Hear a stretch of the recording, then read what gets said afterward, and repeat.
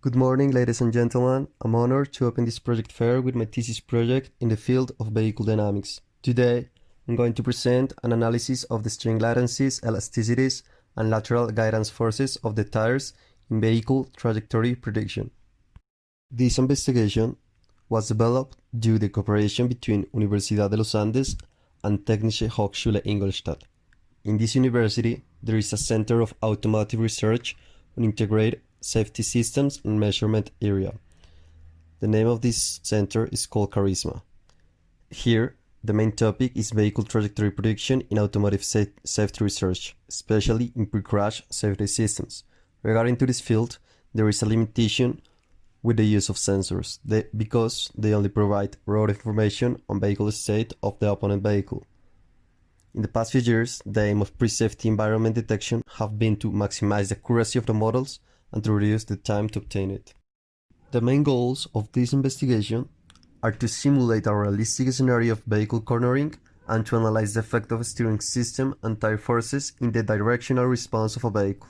For this, I will create different scenarios to compare the response of the system with different longitudinal speeds and front wheel angles.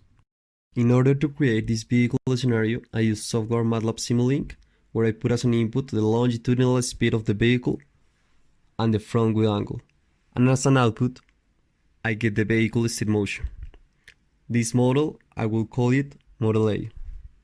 Afterwards, I include the steering latencies and the loss of plastic deformation of the tires and the inertia of distributed masses.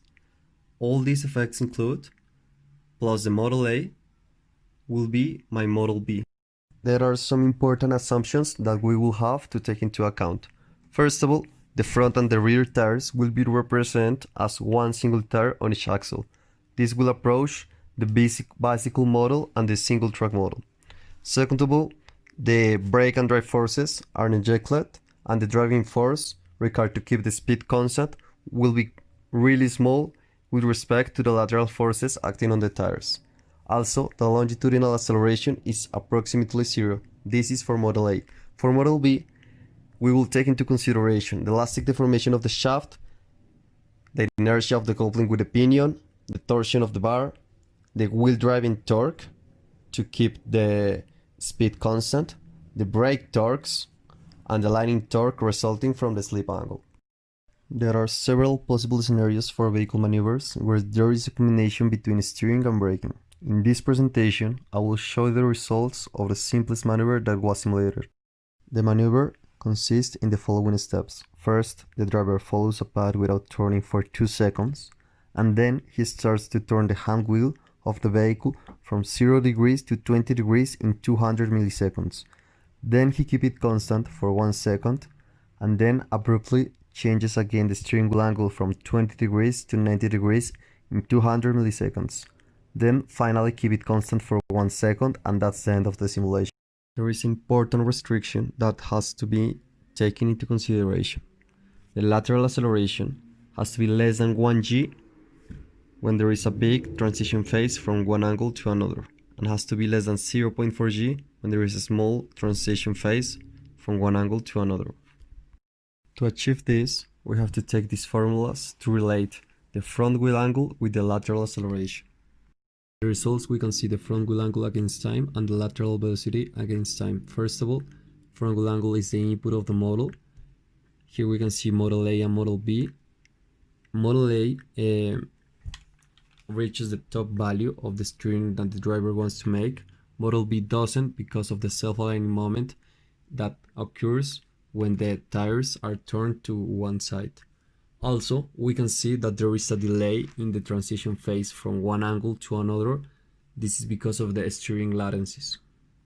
And the lateral velocity will have the same response, but this will show the lateral behavior of the car. Finally, our most important output of the model is the final vehicle trajectory prediction. As we can see, the Model B has a delay in the right turning against the Model A.